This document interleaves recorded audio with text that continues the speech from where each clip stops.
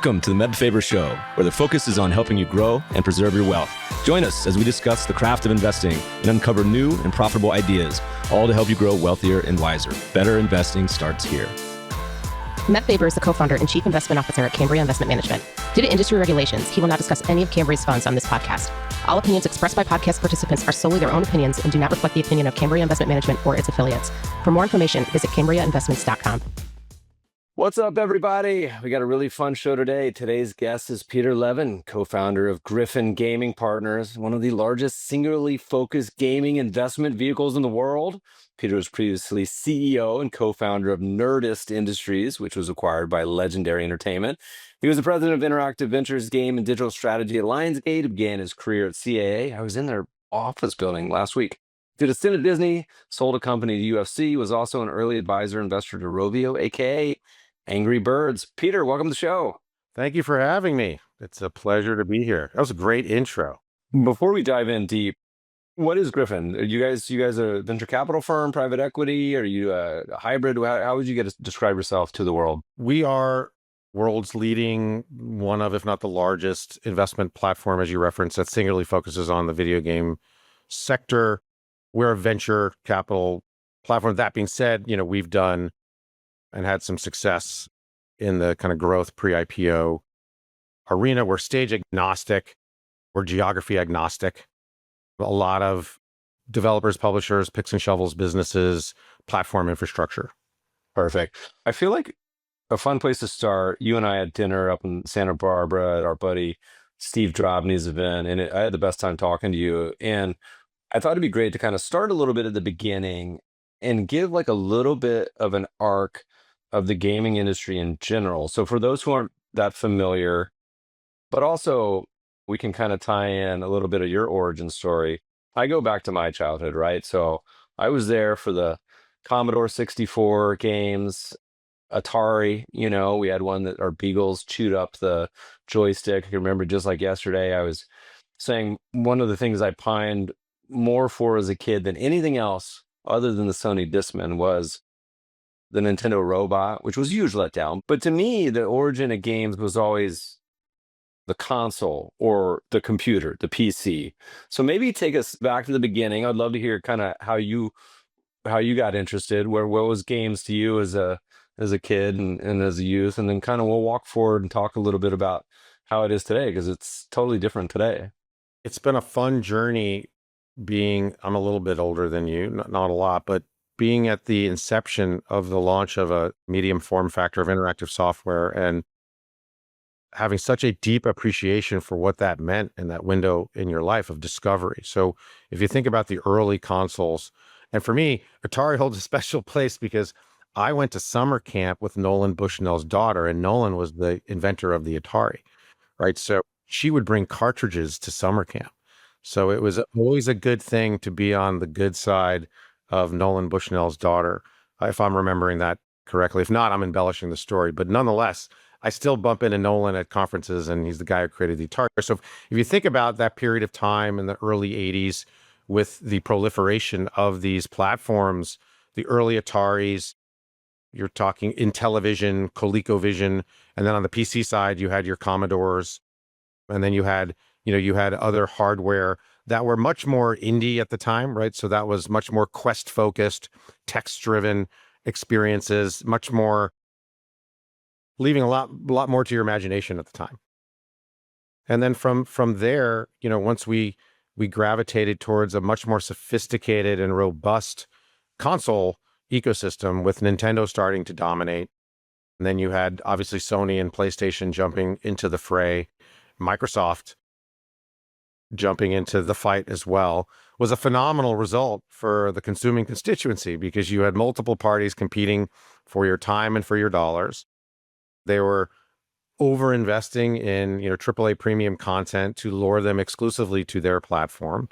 And then over time, just because of the advent of Wi-Fi and the ability to play with other folks, and this, when you talk about kind of feathering in some of my own personal experience, the first check I ever wrote into a company, I think you and I talked about this at dinner, it was an Irvine-based Orange County business called GameSpy Industries.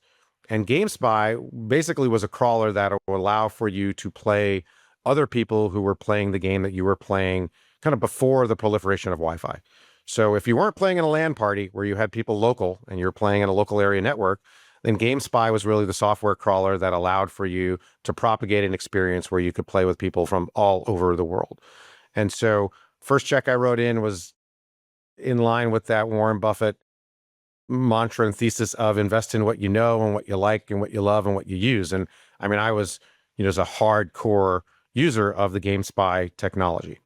Well, and what year on the timeline would this have been, just to give us perspective? 98.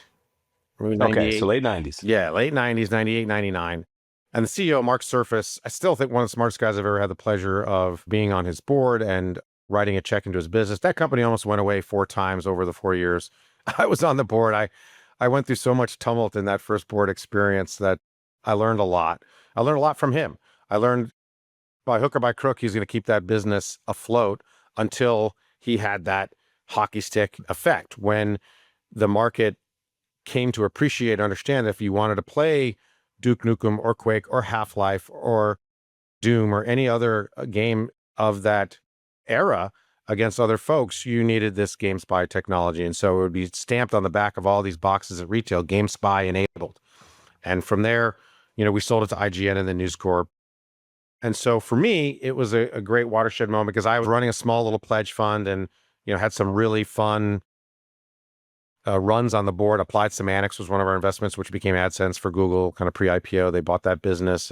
But GameSpy for me personally was super fun because I was a hardcore gamer. I own 500,000 trading cards, right? So, I'm if you saw what's going on downstairs, if we could have gotten our backgrounds pulled up here, it's we are of, by, and for the culture here at Griffin. We take that very, very seriously.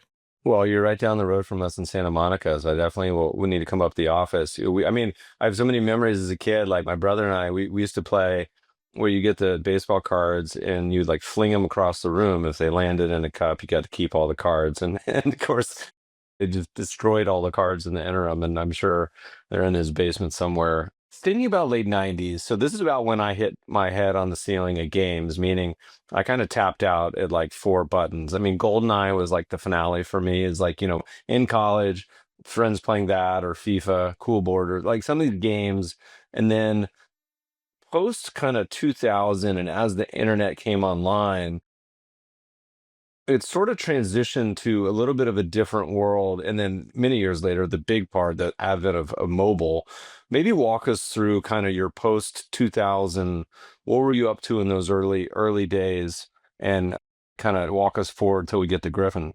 Okay, but can we talk about GoldenEye for one sec? So, because you brought it up, I mean, it changed the entire vertical. It invented a genre. I was at Disney Online. I went over there as like employee 18 from corporate and strat planning, and I left and they had like 800 employees over there. And I was a senior producer in charge of the game, sports, and news group for the Disney Go, the .com platform that they had pushed out to the market. But so we were constantly playing GoldenEye. Remember that dark level where people come into my office and we shut the light off and we were trying to complete that level. But what I always tell people when they talk about the value of intellectual property as it relates to gaming, and people, this is lost on people, that game came out 20 months after the release of the film. Oh, wow. So think about that, right? So that's sort of an unintentional, like, we should have put this out at the same time as the film. We just couldn't get our act together, or what? Yeah, pretty much. But this is where Miyamoto is brilliant, right? He's like, well, I'm not going to let anything hit the market that's not ready for prime time. I think that the gaming cohort is appreciative enough and sophisticated enough that if we wait until we give them the optimal version of what this is, it will matter not how proximate the game's release is to the release of the film. And I think that, unfortunately, wasn't the shot heard around the world on the legacy media side, because they continued to push for years that these games have to come out within a certain window of the film or the television series or whatever the legacy media form factor is. And I think Warner Brothers actually did a really good job many years later under the leadership of David Haddad of, decoupling themselves from the release of major films or other, again, legacy media form factors. So sorry, I took us off track there for a second, but you touched on GoldenEye. GoldenEye is worthy of a side quest. Yeah, well, hey, look, slappers only. I mean, I can remember a lot of fond memories of that. All right, so next up, early 2000s, what was the kind of evolution next? So GoldenEye made a splash. Then what became popular after that? Well, certainly, again, the console wars were heating up. You still very much had Nintendo, Sony, and Microsoft getting after it. And I think this is kind of a golden age for the consumer because there was a tremendous amount of product to consume in the market. You had brand equities that were gravitating towards, the interactive software form factor. You had folks that were not necessarily just looking at gaming as an extension of the licensing and merchandise program, but an authentic way to engage that audience, right? And then obviously I think it was '05 when the first smartphones started shipping. Although even prior to that, I think the precursor, right? The window into our future was Nokia. I think, we can get to this in a moment or not, but it's, Finland occupies a unique place with respect to mobile gaming. Because if you remember the game Snake that would be on the Series 40s and the Series 60 Nokia phones, I think they were the first handset manufacturer to say, we could do more with this thing than just make phone calls. This handset can be used for delightful experiences.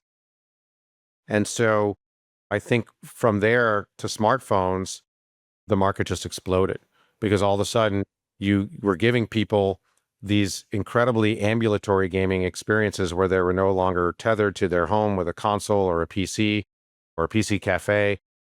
All of a sudden, they were starting out with more casual experiences, but gravitating towards much more sophisticated form factors. People are able to play games on the go.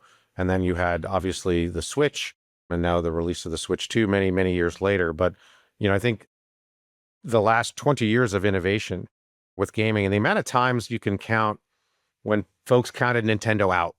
They had the Cube, not so much the big hit, and then they have the Wii, huge hit. And then everybody, when the Switch came out, the fidelity of the screen, how can this thing compete, right? It's nowhere near the quality of these other, hardware form factors. And it's just blown the doors off of the market. And again, I think that's the qualitative index that those folks pay attention to. But if we back up and just look at the sheer numbers of gamers today versus 10, 15 years ago, where you had several 100 million gamers, and they were probably somewhere between 80 and 90% male. Today, you have 3.6 billion gamers, and that's roughly 50% male and 50% female. And a lot of that female demographic can be found on the mobile platforms. And in particular, in emerging markets, those are driven by the female demographic. But nonetheless, the numbers are gobsmacking. You know this better than I do, but I remember hearing this years ago. There's so much ink that gets spilled on, we live in LA, about movies and TV and everything going on. And on occasion, you'll hear someone talk about the revenue that a game, certain game that just dropped may do. And it's always jaw-dropping to me to kind of juxtapose the gaming world versus like a traditional movie world. And I think a lot of listeners would be surprised about just how massive the gaming space is. I could drop some gobsmacking numbers. Gaming as an industry it's about a $200 billion industry, which is on par with that of enterprise software. For a lot of your investors out there, there's literally hundreds of firms that invest in enterprise software. We're one of only a handful that touch gaming, and yet the market is on par in terms of scale. By the way, and that's excluding hardware and advertising, right? So if you include hardware and advertising, it's larger than enterprise software. 1/3 of the world's population plays games for an hour a day. As I mentioned, gaming larger than music, film, and publishing combined. But last year in the US, 2 times the amount of time watching people play games than they did Netflix. Say that one more time. I want to make sure people heard that one right. Okay. So if you add up the amount of hours spent by people watching other people play video games in the US last year, it 2x's the amount of hours spent people watching Netflix. Double click on that for the listeners, because I'm sure we got some folks on here that don't play games and don't even understand this idea of watching someone play games. But that's like my favorite stat, I think, I've ever heard. What's going on?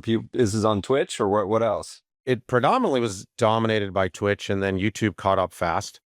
And now you've got a ton of this consumption going on X, on TikTok, on a variety, depending on what geography you're focused on, whatever endemic social media platform is being consumed there. You pick a geography and there's going to be a handful of these platforms where this video content is consumed. But yeah, in the US, it's Twitch, it's YouTube, it's X, it's TikTok.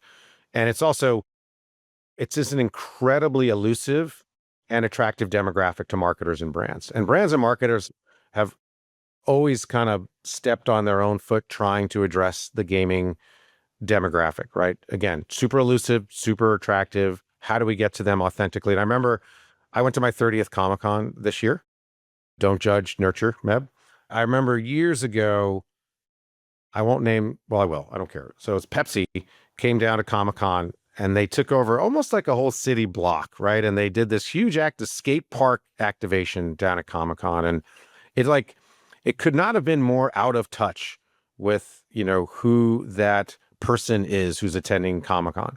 And I just remember you'd walk by this thing and it was such a net negative for the brand. I think there was a few brands involved. I just remember Pepsi being a part of it. And you saw these hired skateboard professionals that were supposed to be ushering people in and showing them. And I think it was around the time of a launch of a skateboard century. I don't think it was one of the Tony Hawk titles, but regardless, there was nobody who was attending. I mean, 0 people in this thing. And it was really depressing to see it. And it was kind of my aha moment. And we spend a lot of time talking these days to brands and marketers and the holding companies, whether that's the WPPs or the IPGs or, Dentsu is a very strong partner of ours. And a lot of it is kind of opening their eyes to what the opportunities are in a market like today's versus what they were in yesteryear.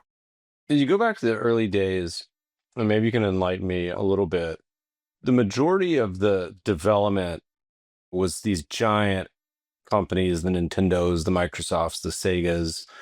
At what point did you start to have the game ecosystem being a little more independent? Is that the right word? Where I'm getting at here is that, at what point did it become investable from someone like yourself to where you had choices that were actually potential investments that could grow into big companies that wasn't just internally funded from Microsoft? Does that make any sense? It does. I think Valve, who owns Steam, was a huge driver. And we'll get to this later, I hope, but because indie gaming, you mentioned, independent gaming and indie gaming is a huge passion of ours at our firm. And we're super excited about the meteoric growth of indie gaming that's transpiring right now. But I think Valve, if you look at Valve 15-ish years ago, they had about 275 titles on Steam, right? So that's their marketplace. That's where you want to buy a game. You go to Steam and you can read all kinds of reviews and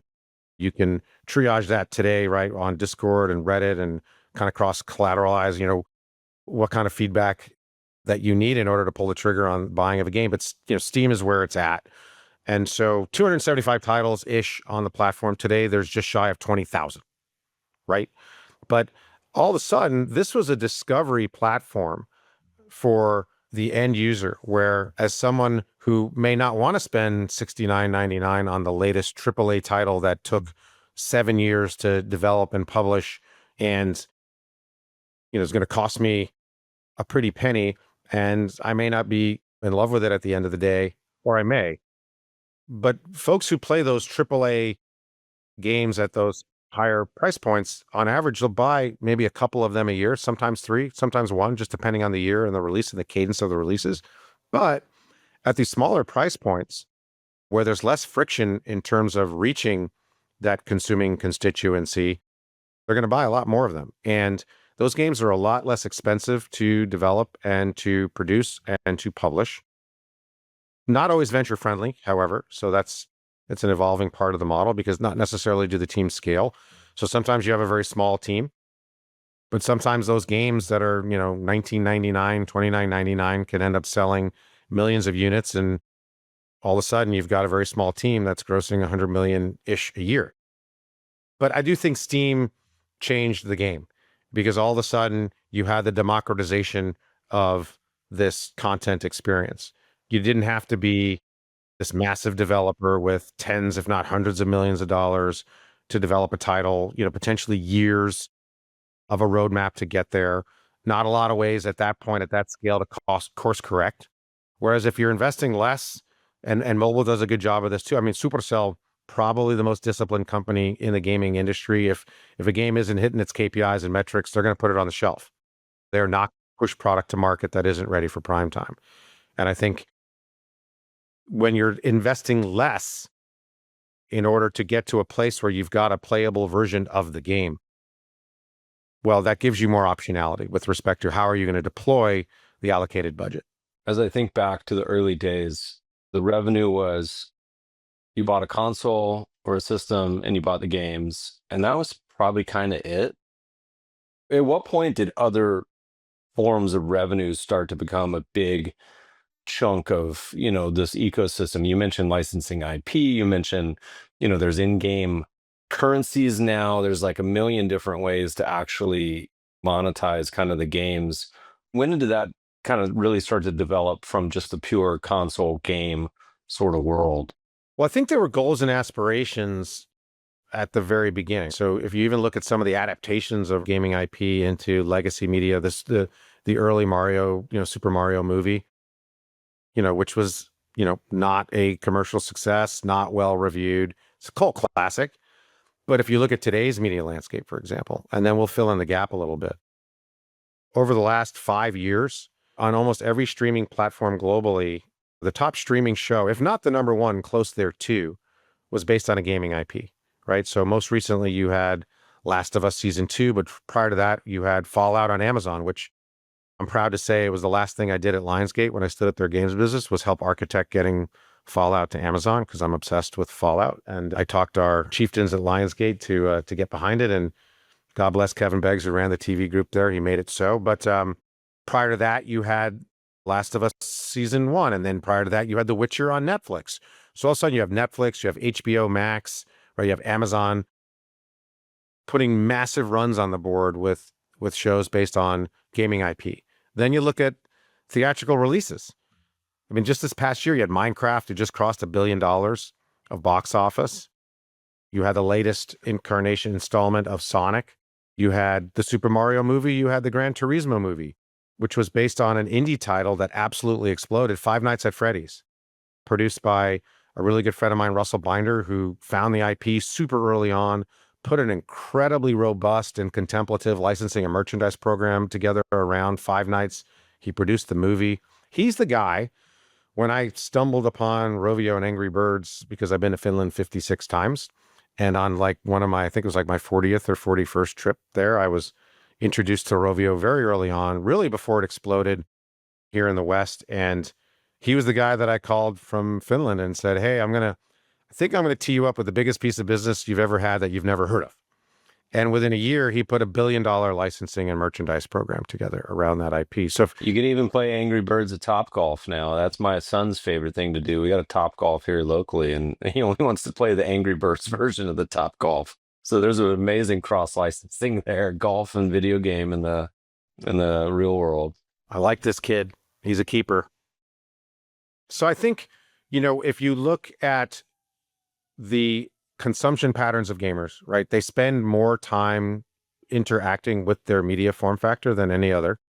I threw some of those statistics at you earlier. So, when you go to most large office environments and they allow people to adorn, their offices or their cubicle, whatever it may be, oftentimes you see licensing or merchant products that are extensions of, what it is that person plays as a game. You just do. And so whether that's Pokemon or whether that's God of War or everything in between that spectrum, the licensing and merchandise programs are incredibly robust. The publishing adaptations of these IPs are incredibly robust because they want the lore to be rich. You're spending hundreds, if not thousands of hours immersed in these experiences. So it's very natural for them to want to extend that into the real world. So whether that's toyetically, whether that's podcasts, whether that's other forms of licensing and merchandise, whether that's streaming series or theatrical. What year did y'all start up Griffin? We started putting the apparatus together in the latter half of 2018 and then really got after it in 2019. So we're 6 years in. Congrats. And on to Big Fun 2. Maybe walk us through kind of like early days, what y'all had looked to invest in, and then we can kind of roll that into the current opportunity set and what y'all are looking for. But when you guys started it, what was the mandate, similar to now or totally different? I think both, not to speak out of both sides of my mouth, but I think one of the things that we've done well, I was investing off my personal balance sheet for 20 years before Griffin, right? So as I mentioned, first check I ever wrote personally was GameSpy. I was in Rovio. I was in Burstly. Applied Semantics. I mean, I had like 15 exits personally in the interactive software space, not all in gaming, but, close there too. Atom Shockwave, et cetera, et cetera. And so kind of learned my lessons early on. Can't get emotional about investing. You can't romanticize, can't argue with the data. Like we have the deepest analytical bench in the industry by design, so that there's a lot of checks and balances within our firm. Again, just learn from those early lessons. But I think one of the things we've done well is avoiding the shiny toy syndrome that gaming attracts. So there's these hype cycles, right? Whether it was, esports teams, we're not an esports fund and we didn't raise against esports. And I've never invested in a VR or an AR company. Which is a little surprising me on the esports because I feel like you come from a little bit of the real world. You got a little of the UFC sort of background, right? I feel like that would have been a perfect natural extension for you, but not something that hit the criteria. Well, not venture friendly. I believe in esports as a long hold. I believe in it as a long growth, important part of the gaming. Don't get me wrong. I'm a huge fan of competitive gaming because I like to watch people play things at a level that I couldn't achieve, right? And that goes back to your early comment and your shock and awe at the amount of hours that people spend watching other people play. It's fun to watch people play Call of Duty at a level that I could only wish for. But no, I don't think it's perpetually scalable and I don't find it venture friendly. I think it's a long hold, important part of the gaming ecosystem, but I would never raise against it, nor would I invest in it. There are elements around it, picks and shovels businesses that are super interesting around competitive gaming. I mean, why not? Same thing with VR and XR. Never invested in it. Would love nothing more than for VR to take off. But somebody said this and I can't take credit for it, but it's true. VR feels like it's always 5 years away from being 5 years away. I mean, the funny thing for the listeners who haven't tried VR, it's a incredible experience when you do it for the first time. The problem I always had with it is that, for me, the whole point of gaming was social, and it always felt a little antisocial on the VR. It's not like you're hanging out with friends in the room or even friends elsewhere you could talk. Maybe I'm sure it'll get there at some point, but I never checked that box yet for me. But maybe in 5 years, 2030. You know what, Meb? I kid you not. I've done a lot of these conversations with folks, whether it's panels or, interviews or just, chewing the fat. You're the first person that's of the three things I think that have kept VR from reaching that escape velocity. The antisocial nature of it is paramount, right? So there's something about strapping hardware onto your face, getting into an isolated experience, regardless of whether or not you're going to be able to enjoy that experience once you're in there with others. It's just very antisocial. And gaming has gotten so very, very social. Literally, they're going in inverse directions. And so that's one. Two, it's not repeatable. So people play the games and they're blown away. Oh my God, that was such a unique experience. Never to pick it up again and play with it again. That's exactly my experience. I mean, it was almost like an immersive movie. It was fun, but I put it down and I was like, I don't need to, I don't need to do that again. But it'll be fun to watch. But it's funny because, on the augmented reality, and talk to me a little bit about this because I don't know this much. The Pokemon Go was such a huge hit on the scene. And I mean, I think they're still a very popular game and community. Has there been much in that genre too, or was it just kind of Pokemon Go and not so much else? If you look at the actual numbers, less than 3% of people who play Pokemon Go ever enabled the AR functionality of that game. Oh, really? Yeah. So it's not at all an AR game. And by the way, it is ever much the phenomenon today that it was then. The numbers are not what they were during that moment, but they're they would blow your mind, the numbers. Still, I've got guys on my team. My co-founder, Nick Tuosto, he's walked like 10,000 kilometers playing Pokemon Go with his kid. Like, it's an amazing thing. But nothing has gotten close to it with that form factor, right? Niantic tried it with Harry Potter, which it didn't work. I actually enjoyed the game, but it wasn't innate to collecting. It just didn't, pull you out the way. Pokemon Go was the perfect coupling of a game mechanic that had failed before you coupled it to Pokemon, and then it just took the world by storm. And, it would be wonderful if anything came close, but nothing has. But it's still absolutely crushing skulls. Now you made me laugh. I was thinking about my brother playing it and coming to visit me in Manhattan Beach, wandering around. Yeah, but like that, there was that moment in, what was it, like 2016? I remember in Central Park, like thousands of people coming out for Pokemon gyms. And I visit my son at university, and I take walks with my wife, and we'll get to a certain corner. I'm like, oh, they're looking for Pokemon right now. She's like, what are you talking about? I'm like, I guarantee you, I'm watching their body language. I see what they're doing. They are collecting Pokemon. We'll cross the street, and I'll ask them, I'm like, what you guys catching? And they'll prattle off, what they're looking for. And it's an incredible thing. And I think that's the other thing when you talk about VR and gaming. It is that social component. I've given a couple of these chats, or I've done panels at big, financial conferences, and we're talking the metaverse, which is a term of art I just cannot stand. And I'll poll the audience. I'll say, okay, of you, just for ease of math, let's just say there's 100 people in the audience. How many of you are gamers? And, 60% of people raise their hand. And then I'll say, okay, well, for those of you who didn't, how many of you play, Wordle or backgammon or chess or crossword? And all of a sudden the hands start creeping up, and now all of a sudden you're north of 90%. And then if the VR thing comes up, I'll say, okay, you are folks who have disposable income, right? If it's a conference in LA, I did this at Milken a few years ago. You're right at the intersection of Santa Monica Boulevard and Wilshire, like the belly of the beast of where finance meets media, right? Meets technology. And so how many of you in this audience own VR hardware? And out of 100 people, maybe you'll get 5. And then I'll say, okay, I think at least one of you two are lying. I don't think you own the hardware, but fine. Let's say the 5 of you. How many of you have engaged with it with an interactive experience in the last month? And maybe 1 or 2, and I'll still say, I think one of you's lying. And of you 1 or 2, how many remained within that environment for more than an hour? And no one raises their hand. And that's where the conversation kind of ends. It's like, look, I would love for it to reach that escape velocity, because it just expands the TAM for us, but it's not. And part of our responsibility is to avoid the shiny toy syndrome. So whether that's esports teams or XR or a lot of the elements of the metaverse, certainly crypto, and now AI, right? There's incredible AI opportunities in gaming. There have been for 15 years, right? Non-playable characters in Call of Duty, that's AI. AI gaming has been kind of tip of the spear in terms of, consumer consumption in media forever. They're alpha adopters, they're media files, they'll spend, but you better give them a qualitative experience, or, they're going to be online keyboard worrying you. But some of the stuff that we're seeing now raised in the games space by teams that will just throw, in, oh, this is our AI slide or 2. That's not going to suffice.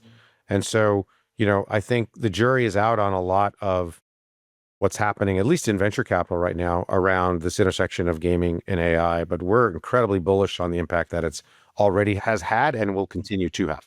For context, listeners, it's always interesting to me. I love hearing about companies and even public stocks where you associate them with one business, and then you look at actually how they generate their revenue at some point. And it always surprises me. A good example would be a lot of the airlines are essentially just credit card companies at this point. I was like running the actual business of the airline is secondary. And you mentioned Wordle, where the New York Times, I don't know, I'd have to look up any now when it comes to revenue. It's incredible. It's incredible. And good for them. Like, I got to give them credit. Whether or not you like reading the paper these days is irrelevant. What they were able to do for a stodgy, old school publication to figure that out, and also not getting out of their swim lane and trying to overreach, right? It's something I learned at Nerdist. We had a lot of opportunities to magnify by orders of magnitude our audience by kind of bleeding out a little bit, maybe selling out just a tad, and It's something that we always kind of stuck to our guns, or like I'd rather be that, inch wide, a mile deep than, mile wide and an inch deep. And I think to their credit, they've done a great job of bringing on experiences that are just right on target for what that consumer considers to be a delightful way to spend 5 or 10 or 15 minutes of their day. Yeah, I think the stat was said that people spend more time playing New York Times games than they do reading the New York Times on any of the properties. By the way, that's a great stat for me. So I've got to find that and add it to a deck somewhere. Well, we got another deck that's got some fun stats. It's like 400 slides or something from Matthew Ball that we'll add the show note links. It's fun too. But when you're talking about kind of, we wind back a few years and just say the investments that are attractive to y'all, and you can do case studies if you want, or you can also just, broadly speak to kind of what y'all want to invest in, what you have invested in. What's the opportunity set? What are you guys looking for? So if we got any people listening and they're in garage building something, and they don't say, Peter, I got you. What are you guys looking for? First of all, please bring it our way. We love to look at deals. And as a fellow, serial entrepreneur operator myself, I always have a warm spot in my heart for those that are getting after it. But, our first fund, you mentioned our 2019 vintage, there was a different economy at the time. We were seeing incredible later stage opportunities, growth opportunities where proprietarily we were able to participate. We were in App Lovin', very early on. I don't think I'm allowed to disclose just because of our RIA status, our exact returns there, but that's a S&P 500 company now, isn't it? Or darn near close to it. I think Adam Ferogi, he's always, top 2, 3 smartest people in our industry. And he's not even a gamer. He's just a huge brain. He's like a much better looking MODOK. Making my MODOK reference again. That was a huge win for us. We were in Scopely, which was great. Huge fan of what Walter has built. Incredible story there. What is Scopely for the people who don't know? Well, they were the largest private mobile games publisher prior to the acquisition by Savvy for $4.9 billion out of Saudi Arabia. And they publish probably the best known title for your listening base is Monopoly Go, which was just a massive win for Scopely, a massive win for Hasbro, who owns and controls the IP, and just another great story for the market of how IP can drive success if coupled to the right game mechanic. And so, we were in Scopely, Skills, which was a very nice return for us in less than a year as a first-time fund. I was involved in one of the things, I like to spend my time on, and we as a firm, I think, do a pretty decent job of, is kind of aiding and abetting our portfolio companies on the biz dev front.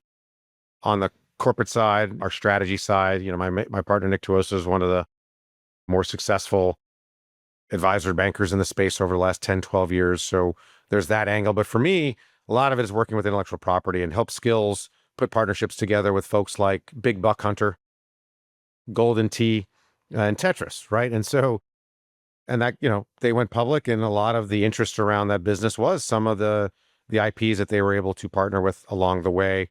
And so Fund 1 was, a nice, I'd say, split between some great earlier stage opportunities with incredible founders, and then, these wonderful later stage opportunities like App Lovin'. Fund 2 was a vintage, 2021, 22 vintage. So the later stage valuations had just gotten out of whack for us. That was party time. That was 99 right there, man. Yeah, and I think the good thing for In us, some areas. Yeah, no, I think for us, it was a lot of head scratching. Are we missing something here? We weren't going to debase ourselves from our discipline. So we passed on a lot of things where, man, great teams, a lot of positive signal, but we just couldn't correlate that to the data that we were ingesting on the other side of the house. And so that was a frustrating period for us. And it really scared us off of the later stage and the growth deal flow we were seeing. And then we just went back to our roots of, let's just go find scrappy founders, early stage guys and gals that are less focused on short-term valuation and a de minimis amount of dilution. And they just want to build something killer with, what we consider to be, we're long-term strategic value add smart capital. So if you're looking for that, I think we're your platform. And so now in this economy, it's fun because I think it's the pendulum swinging back a little bit. We're seeing really interesting later stage and growth stuff. But the early stage founders, are of a completely different mindset. They're done with the noise. They just want that partner in crime that's going to be there through the up and down cycles. And someone who's invested since early 2000s, I've got the war wounds, and there's a lot of examples that are indicia of this philosophy of being in the foxhole with your founders and your entrepreneurs and not running when things get a little bit rocky, right? Because I think there's a lot of that in venture. And I think that's unfair to the founders. It's unfair to the entrepreneurs. And at times it's even unfair to the funds. It's like, okay, there's going to be dips in the market. But if you believe in their thesis and you believe in their team, we're good. We'll find a way out of the room. If you look at some of the biggest growth and top performing games, is it kind of like the movie ecosystem where you're like, hey, look, these developers, this is like the Brad Pitt of, or Tom Cruise. I guess he's more probably consistently marketable. I don't know.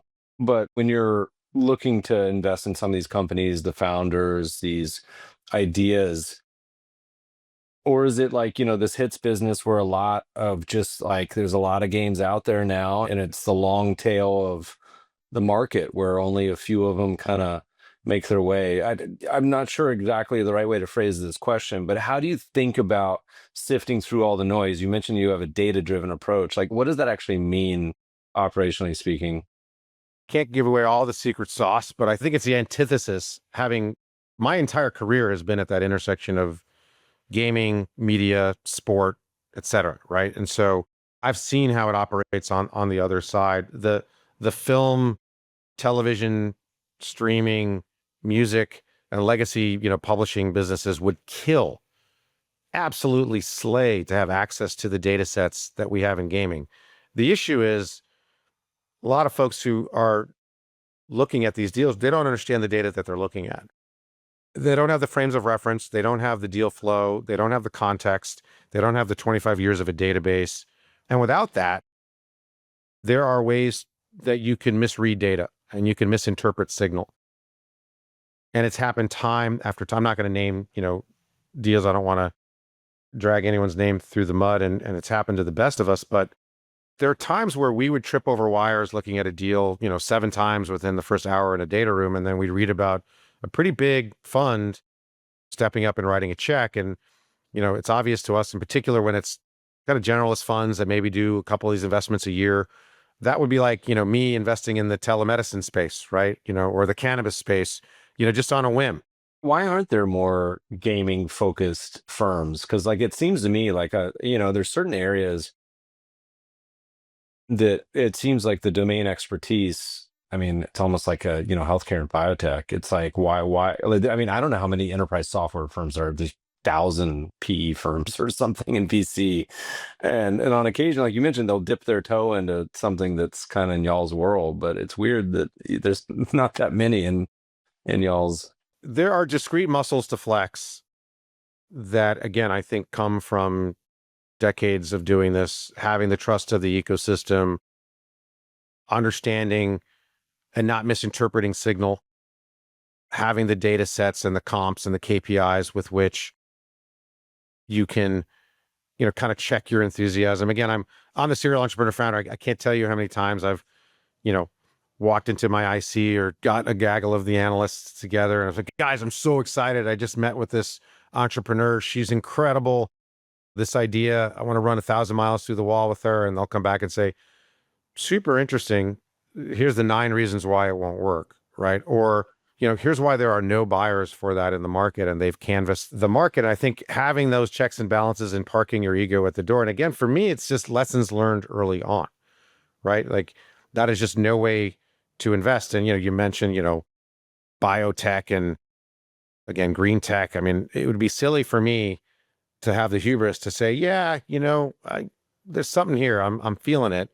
I may be right every now and again. And, what is the expression? Even twice a day, a broken clock is correct. So sure, but that's no way to have long-term sustainability. And we've seen it with funds that kind of dabble in our space, and they'll raise against the hype cycle and then they'll retreat.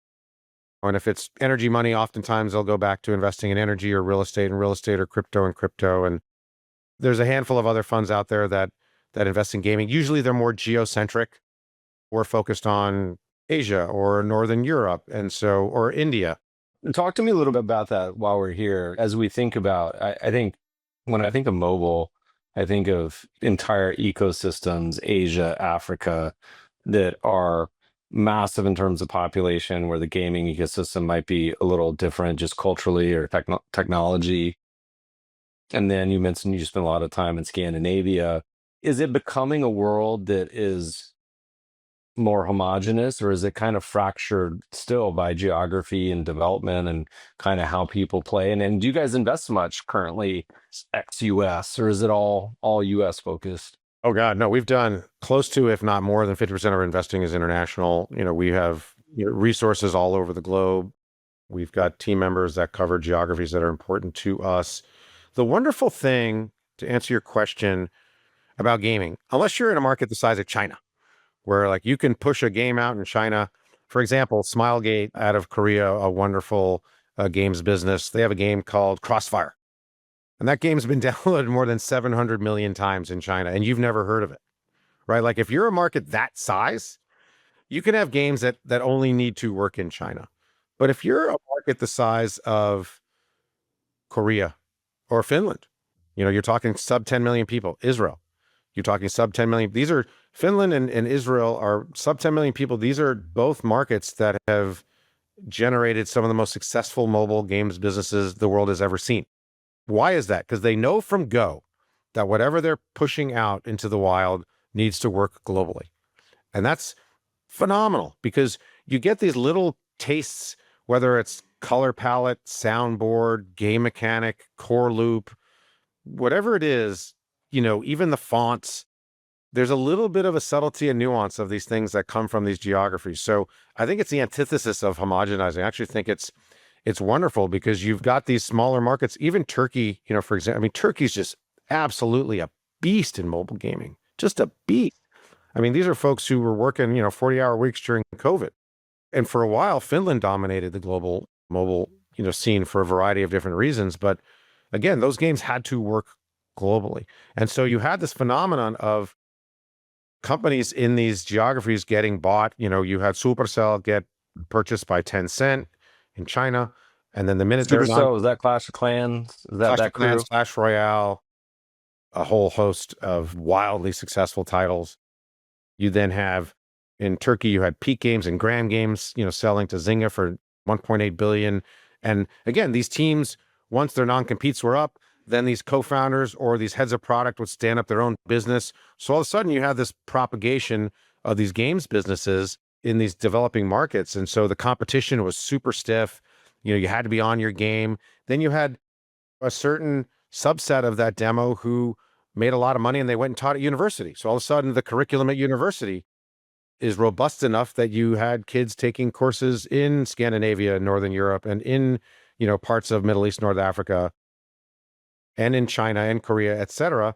And so you have kids that are learning there and no longer have to ship off to Western Europe or North America. And so I think it's an exciting time to be looking at, God, we've invested, literally all over the globe. How far deployed are you guys so far with the new fund? Just getting started, near the end, in the middle?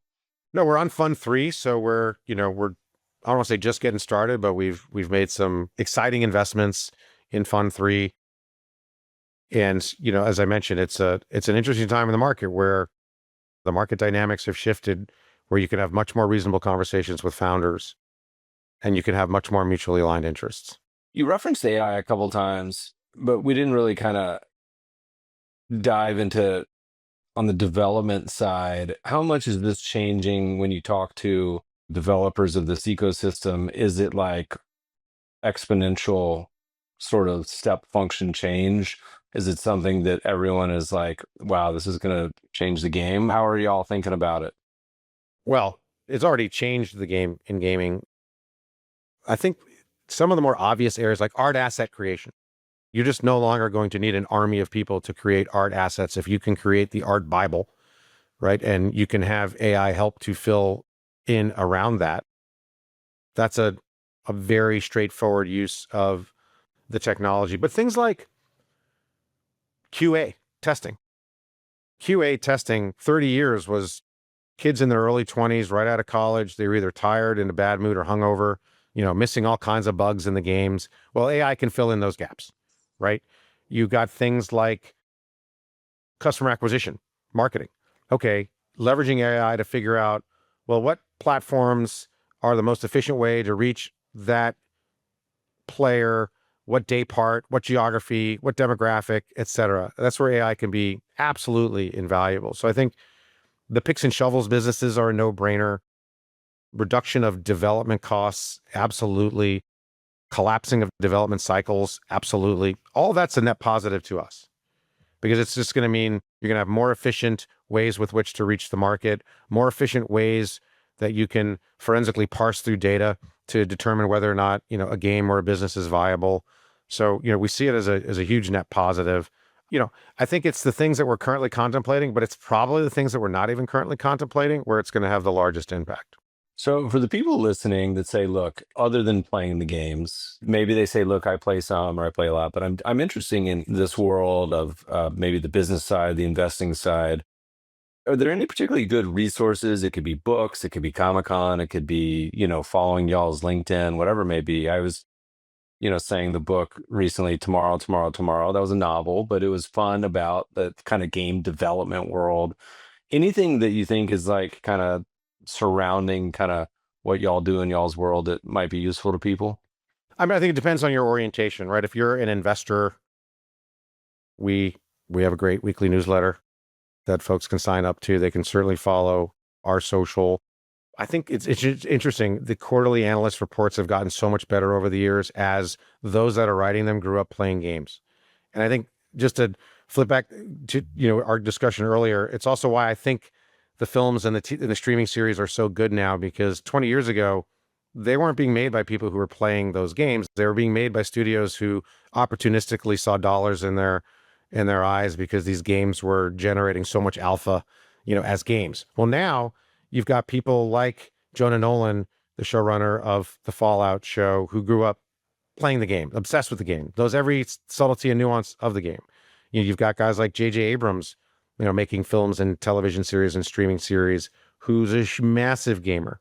And you can go up and down, kind of ticking the box of success of these shows over the last decade and these films and these other legacy media form factors.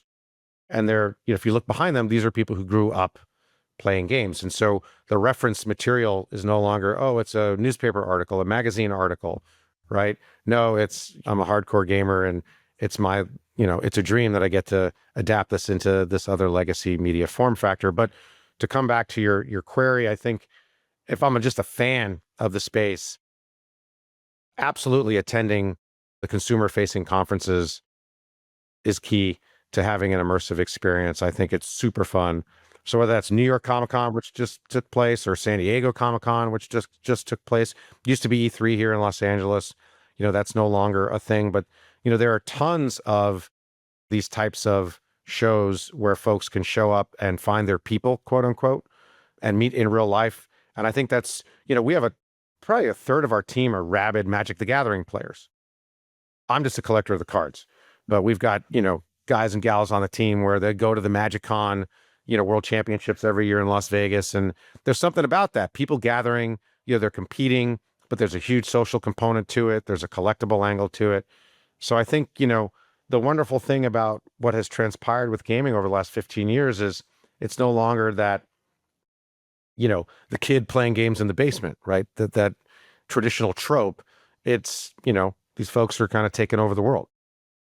And they're really willing and open to sharing that experience. And it's real money. I'd love to keep you all day. This is super fun. We'll definitely just have to do this again. I mean, Peter, we didn't even get into the largest LBO in history just happened, and it's a gaming company. I mean, I went to high school, RJ Reynolds, which was like, the Barbarians of the Gate, back in the day. And then all of a sudden they get a $50 billion LBO just happened. And we're talking about Electronic Arts. It's got to be a kind of a watershed moment, at least in my head, thinking it is. That's an LA company, right? NorCal based. but they had some LA infrastructure near the airport for a while. It's a big net positive for the industry. I think EA had been in a variety of different conversations, some of which were reported in the press, but we're not too opine on public security. So it needed to happen. And I think, there's also now going to be a $55 billion whole appetite in the market for gaming public stocks, which is great with, some very exciting companies that potentially could explore the public markets in the next several quarters. So that's exciting. But I think for EA to have some fresh blood, kind of no longer having to be a part and parcel of all these, the rumor mill and the conversations, and just to continue to get after it. They've got some boxes to check. And I think now with the resources they have behind them, I think there's going to be more acquisition. You're also finding kind of the non-endemics. Netflix bought their fifth gaming studio, a couple of years ago. Next Games out of Helsinki. Folks like Netflix and Roku, they don't want to drive consumers off their platform to go play games elsewhere. Like, that makes no sense. It's challenging and expensive enough to acquire customers. Reacquisition is cost prohibitive. So we're also starting to see all these non-endemics, the telcos from around the globe. You talked about Africa earlier. You talk about MTN and Mittal and Vodafone. I mean, the primary driver of the economics around what they're going to be putting forth in the market are going to be driven by mobile gaming. And so they want to be in these conversations early. They don't want to be just a big, fat, dumb, commoditized pipe. They would like to participate in these economics. So it's a really interesting time. Last question. What's been your most memorable investment? And you can, good, bad, in between. Is there one that really sticks out? Look, I think for me, Rovio being a part of that early on, getting bought out by Excel, which was nice. But that was the first time I was part of something where you would just, you were just hanging on for dear life. And to watch it explode in this hyper truncated window, and to be proximate to that, and to see the things they did unbelievably well at that time and the things they fumbled. And what was the virality of that? Was that just something that just like it hit that magical, just people started playing it and it went crazy? Or like, was there a deliberate intentional piece to it? So I've got one of the original sketches of the 7 birds framed in my home. It's like a pencil drawing of the birds, which, like, my son, when it came to the house, he was like 6 and he like grabbed a red crayon. He's like, oh, I'm like, no. This could put you through college. There were dozens of physics-based games of a similar ilk to Angry Birds prior to it publishing. The difference was, and this is where I think the Finns stand out, and this is where you look at, again, if you just forensically parse through Supercell and the quality of what they put out, it was the color palette and the sound palette and the tension of pulling the bird back. And I don't know why it was, by the 5th level, you just hated those pigs, right? You just hated them. And you needed to figure this out. And it sucked you in. There was something about it that was it was discreet to that experience. Well, it's funny because you say that, because I can hear, as you're saying that, the sound of the right, the rubber band or whatever it is getting pulled back. Like you can hear it in your head. And if it's too tense, like, you knew there was just that that little tick too far. Oh, it was a brilliant execution. And what I love about the story was the team. They'd done work for hire for 10 years, just kind of paycheck to paycheck, figuring it out. And finally, the founders of the company kind of called a creative, get together gathering of the team and said, look, come to us with anything. Just bring us anything. Let's just get after it. And they came up with Angry Birds, and I give them so much credit. And that was a fun one. That was pretty memorable. I mean, AppLovin's been an incredible ride for our fund, so I don't want to dismiss that. Being proximate to a guy, like Adam Ferogi, and watching the street doubt him for a year and then look at what he's been able to do, just knowing, sticking again to his guns, understanding that not everyone understands you, and that's okay. That's been incredible learning experience for me, but I can't replicate the excitement of being part and parcel of that Angry Birds craziness. Yeah, for sure. Peter, you mentioned the best place to find you guys, your website? GriffinGP.com, and you can find us online. You can, find me online. I'm happy to field any and all queries that may come through you, Meb. We're always up for looking at anything if it's games related, and we'll have you over to the shop. You got to check out the goods. Love to. Peter, thanks so much for joining us today. Thank you for having me. It's a real pleasure. Go Dodgers.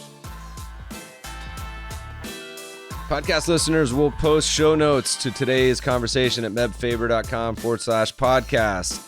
If you love the show, if you hate it, shoot us feedback at themebfabershow.com. We love to read the reviews. Please review us on iTunes and subscribe to the show anywhere good podcasts are found. Thanks for listening, friends, and good investing.